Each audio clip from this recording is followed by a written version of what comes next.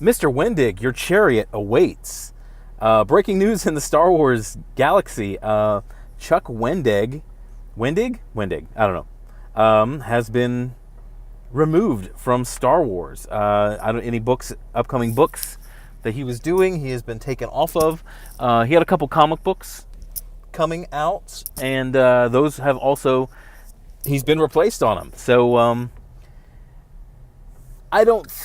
you know what, once again, I really don't want to cheer this, and I don't think we totally should. I mean, yes, Chuck Wendig was acting like an a-hole online.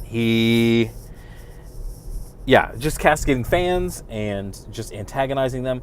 And hopefully somebody at Disney will stop and sort of ask questions.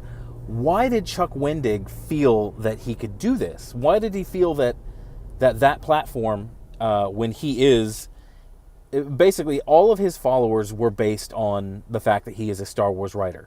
He is Star Wars writer Chuck Wendig. He's not an internet personality. He's not an internet celebrity. He's not really well known as a writer. He's just well known because he's a Star Wars writer. And I hope somebody at Disney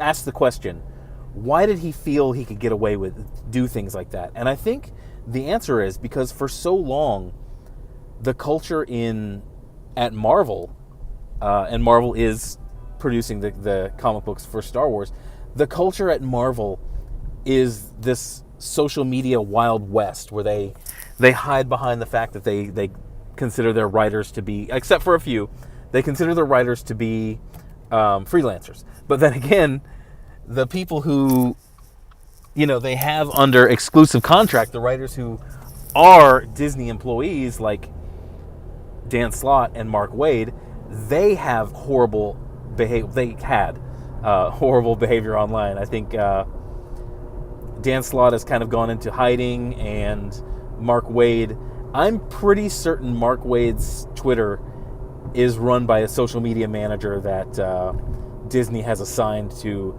the Mark Waid Twitter. But yeah, hopefully this is a wake-up call and they'll see that. In a perfect world, Chuck Wendig could have just kept writing stories and comics and books.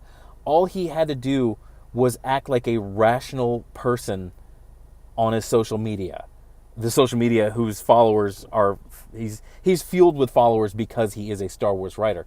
All he had to do was not act like that, and he would have kept his job, and he could have kept producing mildly boring stories. I have a picture of Aftermath, which I tried to read. I really couldn't get through it because it was just boring. It didn't start like a Star Wars story, and I really had trouble getting out of chapter 2, I think.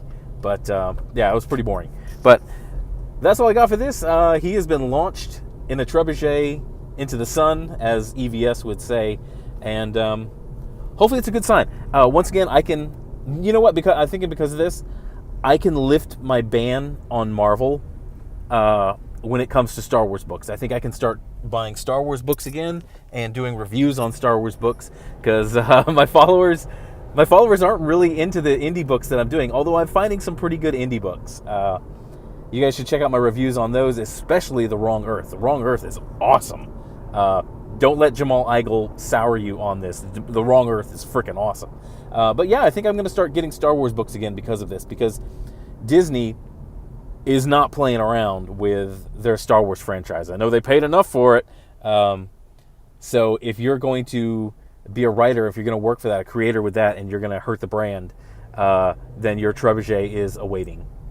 But that's all I got for this one. You guys go check out my other videos. Go check out some of the other people. I think DNC did a pretty good video on this as well, which DNC wasn't really in the mood to celebrate, just like I'm not, because it would have been better if he had just made a good product and not really got into the whole fighting things. And I tend to agree with that. But that's all I got for this. Thanks for watching. Y'all go out, have a good day. It is Saturday. Go find something you love and go do it. All right?